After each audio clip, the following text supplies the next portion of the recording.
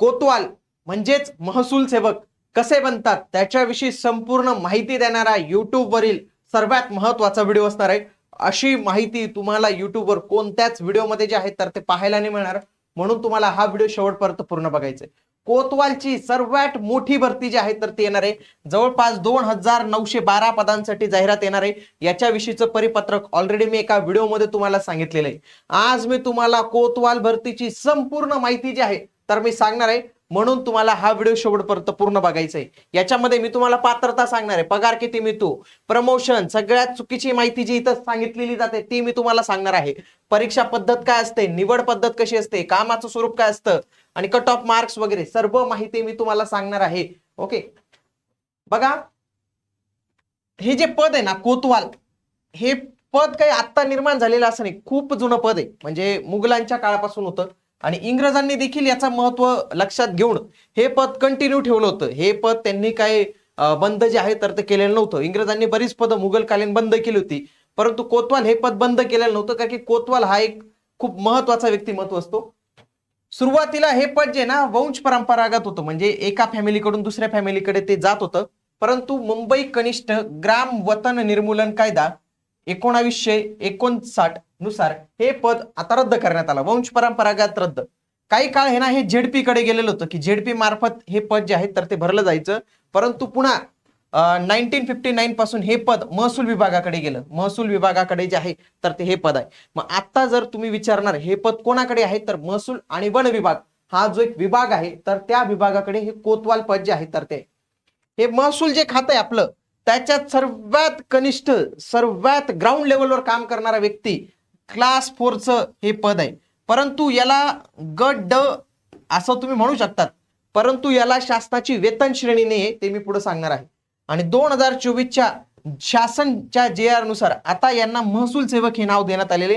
कोतवाल फक्त आपण जे आहेत तर ते बोली भाषेत आता म्हणतो, जसं तलाठी हे पद म्हणतो, तलाठीचं जसं ग्राम महसूल अधिकारी झालेले त्याच पद्धतीने यांचं आता नाव महसूल सेवक झालेले। आणि तुम्ही देखील महसूल सेवक बनू शकता। जवळपास 2900 पेक्षा जास्त पदांसाठी मेगा भरती जी आहे तर ते इथं येणार आहे। आणि याच्यासाठी महाराष्ट्रातून सर्वात दर्जेदार बॅच, ज्याच्यामध्ये तुम्हाला संपूर्ण 36 जिल्हे कव्हर होणार आहेत। कारण की याच्यामध्ये सिलेबस मध्ये कसं असतं मित्रांनो, जिल्ह्यांविषयी माहिती विचारली जाते। समजा तुम्ही नाशिक जिल्ह्यामधून फॉर्म भरला तर नाशिक जिल्ह्याची माहिती इथं विचारली जाते, आणि ती माहिती तुम्हाला महाराष्ट्रात एवढ्या डिटेलमध्ये कुठंच जे आहे तर ती मिळणार नाही। तर याच्या संबंधाची ऑनलाईन रेकॉर्डेड बॅच, ज्याच्यामध्ये बघा सामान्य ज्ञान, अंकगणित, मराठी आणि जिल्हा विशेष, ही जिल्हा विशेषचे लेक्चर्स आहेत, जिल्हा विशेषची PDF आहे आणि जिल्हा विशेषचे टेस्ट पण तुम्हाला इथं पाहायला मिळणार आहे। म्हणून आजच इग्नाइट अकॅडमी हे ऍप डाउनलोड करून तुम्ही या बॅचला, महसूल सेवकच्या बॅचला जे आहे तर ते एनरोल करून ठेवा। लक्षात घ्या, जेव्हा जाहिरात येते तेव्हा फार कमी वेळ मिळतो, म्हणून आताच बॅच जॉईन करून तुमचा अभ्यास जो आहे तर तो सुरू करून ठेवा। हा JR बघा, 14 ऑक्टोबर 2024चा महसूल आणि वन विभागाचा कोतवाल या पदाचे नाव आता महसूल सेवक जे आहे तर ते इथं झालेलं आहे। आता म्हणजे ऑफिशियली याला महसूल सेवक आपण म्हणू शकतो। जर आपण या महसूल सेवक विभाग, महसूल विभागाची रचना पाहिली तर कोतवाल किंवा महसूल सेवक जो असतो तर त्याच्यावरती 2 स्टेज येतात, एक असता पोलीस पाटील किंवा तलाठी। कधी कधी हे समान पातळीवर पण मानले जातात, पण याचं जे इमिडिएट नियंत्रण असतं, म्हणजे दररोज जी रिपोर्टिंग असते ती तलाठीकडे असते, पण पोलीस पाटीलचं पण काही काम त्याला करावं लागतं। तलाठीच्या वरती असतो सर्कल ऑफिसर, ज्याला मंडल अधिकारी म्हणतो, त्याच्यानंतर तहसीलदार असतो, त्याच्यानंतर डेप्युटी कलेक्टर जो असतो, DC ज्याला म्हणतो उपजिल्हाधिकारी, त्याच्यानंतर कलेक्टर, आणि हे जे विभागीय म्हणजे जे डिव्हिजनल कमिशनर यांना म्हणतात, डिव्हिजनल कमिशनर असतात हे। तर लक्षात घ्या, तर हे अशा पद्धतीची रचना असते। मग असं काही प्रमोशन होऊन तुम्ही काही DC बनत नाही, हे प्रमोशनचा चार्ट नाही मित्रांनो, हा तुम्हाला हेरार्की सांगितली, कारण की हे सगळ्यात शेवटचं आणि हे एक ग्राउंड लेवलवर काम करणारं पद आहे, हे मला सांगायचं होतं। हे काही प्रमोशन होऊन काय तुम्ही इथं जात नाही, प्रमोशनचं मी नंतर सांगतो तुम्हाला। परंतु एक कोतवाल हे पद जे आहे तर ते सर्वात शेवटचं पद आहे। आता गावाच्या लोकसंख्येनुसार कोतवालची पदं डिसाईड होतात। फॉर एक्झाम्पल, गावाची लोकसंख्या जर 1000 पर्यंत असेल तर त्या गावात एकच कोतवाल असतो, एकच कोतवाल असतो। गावाची लोकसंख्या 1000 ते 3000 असेल तर 2 कोतवाल असतात। गावाची लोकसंख्या जर 3000 असेल तर त्याला 3000 पेक्षा जास्त असेल तर 3 कोतवाल असतात। पण लक्षात ठेवा, 3 पेक्षा जास्त कोतवाल ज्यावेळी अपॉइंट करायचे असतात त्यावेळी हे अपॉइंट करण्याचे अधिकार थेट कलेक्टर ऑफिसला असतात। कलेक्टर डिसाईड करतो की एखाद्या गावात 3 पेक्षा जास्त द्यायचे का नाही, त्याच्या मंजुरीशिवाय 3 पेक्षा जास्त कोतवाल त्या गावात अपॉइंट करता येत नाही। हा एक महत्वाचा नियम असतो।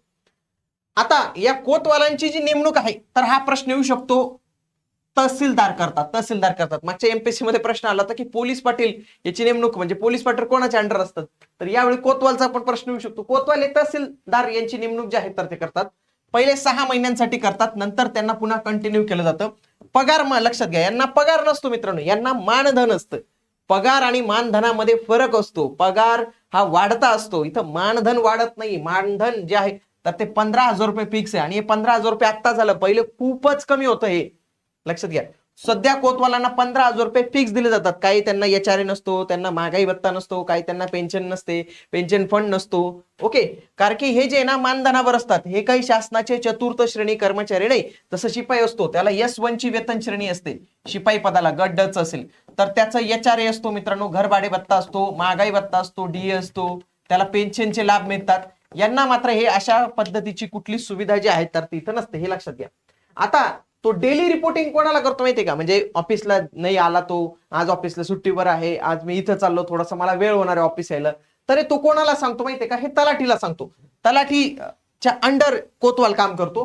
परंतु कायदा आणि सुव्यवस्थेचा जिथं प्रश्न येतो थोडाफार, तर तिथं पोलीस पाटलांना मदत करण्यासाठी हा कोतवाल पुढे येतो. त्याला 8 ते 12 दिवसांची रजा पाहिजे असेल तर तो तलाठी देऊ शकतो, पण त्याला 30 दिवसांची अर्जित रजा पाहिजे असेल तर त्याला तहसीलदाराला अर्ज करावा लागतो. आता हे मी काय तुम्हाला आता हे काही एवढं डिटेलमध्ये नाही सांगते, फक्त काय आहे की तलाठी त्याचं दैनंदिन रिपोर्टिंग असतं. फारच मोठं काम असेल तर त्याला तहसीलदारकडे जे आहे तर ते जावं लागतं. कामं काय करावे लागतात कोतवालची, पहिले कसं असायचं, फक्त ते कागदपत्र इकडून तिकडे घेऊन जाणे, तिकडून इकडे घेऊन जाणे, एवढीच काम असायची. परंतु आता टेक्नॉलॉजी आलेली मित्रांनो, कोतवालांना आता मोबाईलमध्ये 7/12 काढण्याचं प्रशिक्षण, त्यांची कामं काय काय असतात तर ती सगळी प्रशिक्षण त्यांना कोतवालांना आता ऑनलाईन पद्धतीचं काय काम केलं पाहिजे तर ती पण दिली जातात आणि ते पण त्यांना काम करावं लागतं. पहिल्यासारखं हमाल वगैरेचे काम त्यांचं काही आता राहिलेलं नाही. शासनाची कागदपत्र आणि पत्र व्यवहार पोहोचवणं, आता कागदपत्र पोहोचवण्याचं काम थोडं कमी झालेलं आहे, कारण की आता डायरेक्ट ईमेलला कागदपत्र येतात. हा, पोस्ट ऑफिसमध्ये कागदपत्र त्यांना पाठवावे लागतात काही असेल तर. चावडी आणि सज्जा कार्यालय जे असतात तर त्यांची स्वच्छता ठेवणे म्हणजे काय, त्यांना स्वतः झाडू घेऊन करावं काम लागत नाही, हे लक्षात घ्या. जे काय असेल त्यांच्याकडनं स्वच्छता करून घ्यावी लागते. तलाठी आणि ग्रामसेवक यांच्या कामात मदत करणे, गावकऱ्यांना चावडी आणि सज्जा इथं बोलवणे, काही महत्वाची सभा असेल, काही महत्वाची काही माहिती असेल तर गावकऱ्यांना एका स्पेसिफिक ठिकाणी बोलवण्याचं काम हे यांचं करतात. प्रशासन आणि महसूलचं हे पोलीस पाटलांच्या अंतर्गत. गुन्ह्यासंबंधी पोलीस पाटलांना तातडीने माहिती देणे, पोलीस पाटलांच्या ताब्यात असलेल्या कैदींवर पहारा देणे, अपघात आग साथरोग प्रसंगी पोलिसांना मदत करायला त्याला तिथं जावं लागतं.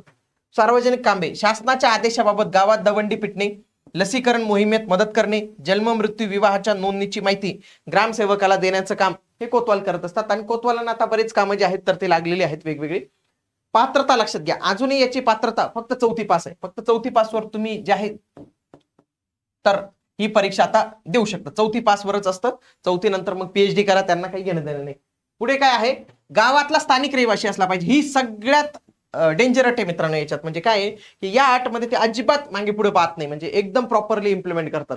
समजा तुम्ही एका गावाचे असाल आणि त्या गावाची कोतवाल भरती असेल तरच तुम्हाला फॉर्म भरतात. तुम्ही म्हणाल मी हिंगोली जिल्ह्यातील ते एक गावाचा आहे मी तिथं भरतो, तसं नाही. तुम्ही जिथं राहतात ना, तुम्ही जिथले रहिवासी आहात तिथला त्याच गावाचा तुम्हाला फॉर्म भरता येतो. कोतवालचं काय महत्व मित्रांनो, कोतवाल गावाचा रहिवासी असतो, त्याला गावाबद्दल सगळी माहिती असते.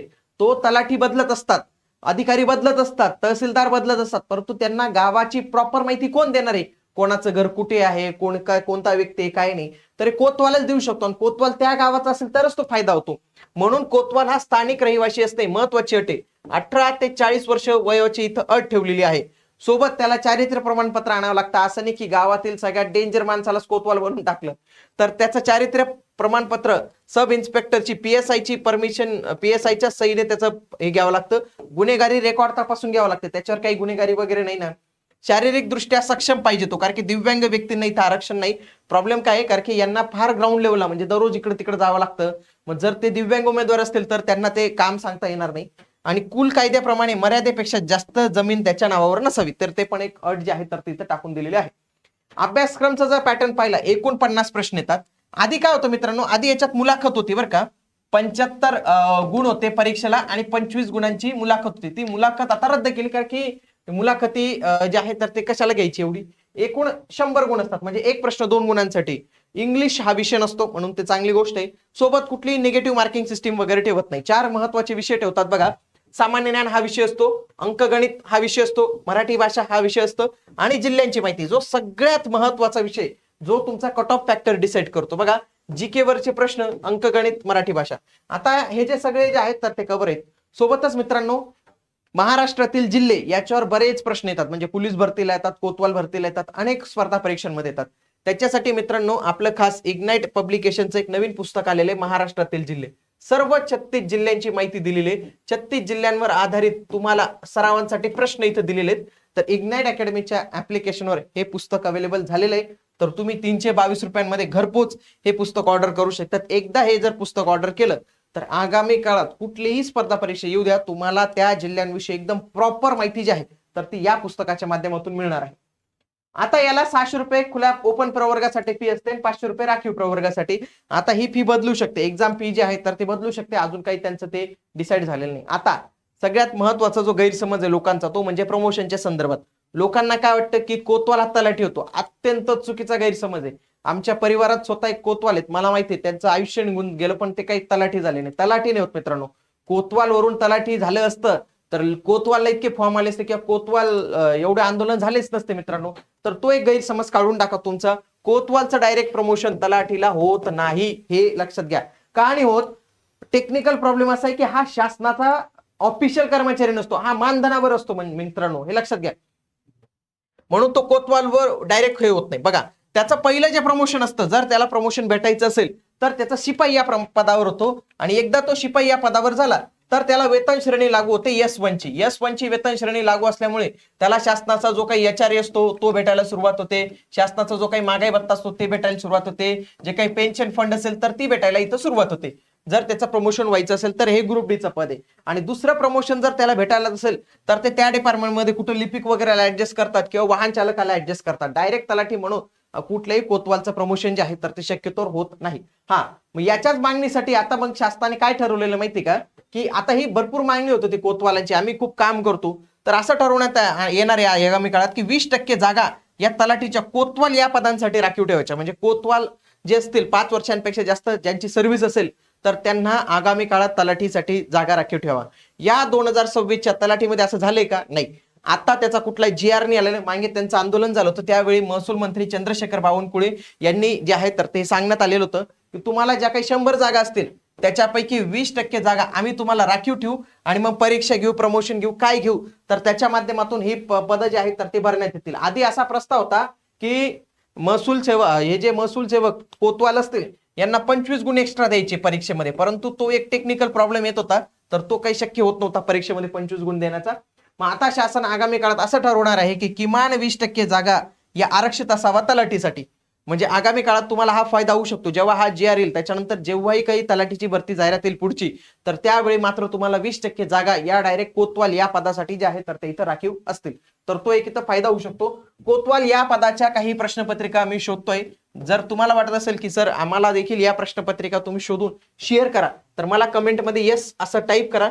तुमच्यासाठी मी या प्रश्नपत्रिका शोधून तुम्हाला जे आहे तर ते नक्की शेअर करेन. सोबत यावेळी तलाठीची जाहिरात आहे, RTO ची जाहिरात आहे, गट क ची जाहिरात आहे. तर 25 ऑक्टोबरला याची परीक्षा आहे. महाराष्ट्रात सर्वात मोठी टेस्ट सिरीज जी आहे तर ते आपण राबवत आहोत ऑफलाईन पद्धतीने. तर याला नोंदणी करण्यासाठी नोंदणी तुम्ही करून ठेवा, कारण की खूप मोठ्या प्रमाणावर 52 सेंटर्सवर आपण ही परीक्षा जी आहे तर ते घेतोय. तुम्ही या नंबरला कॉल करू शकता. डिस्क्रिप्शन मध्ये लिंक दिलेली आहे, तो गुगल फॉर्म तुम्ही भरून ठेवा. भेटूया पुढील व्हिडिओमध्ये. तोपर्यंत जय हिंद, जय महाराष्ट्र, धन्यवाद.